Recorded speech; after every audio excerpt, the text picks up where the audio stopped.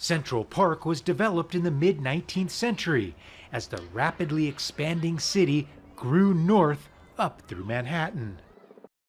But building this much-needed open space meant the forced removal of a small but thriving village of mainly black New Yorkers.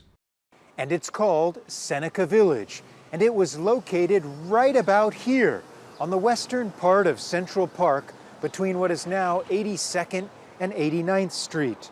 Founded by African Americans, at its peak it had about 300 residents, all of whom were escaping racial violence that was happening just a few kilometers to the south. And so you've got all these little homes sort of dotting the landscape of Seneca Village. Long forgotten by most New Yorkers, uncovering the story of Seneca Village has been largely down to decades of work by historian Cynthia Copeland. It was a really thriving community. At one point, the community had the 3 churches, the cemeteries, 2 cemeteries.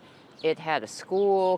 Newspapers at the time, which were heavily in favor of building Central Park, described the area as occupied by miserable, broken-down-looking shanties.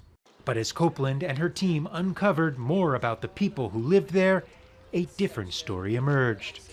Andrew Williams was one of the first property owners in Seneca Village. Some of Andrew Williams' neighbors include the McCullen families. Obadiah McCullen was a chef, and he lived in a 2-story framed house. These are counter narratives to some of the stories that we saw in the newspapers.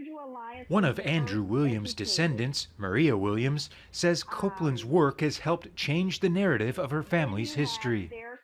For this to come out is satisfying because it's healing an old wound that was passed from generation to generation.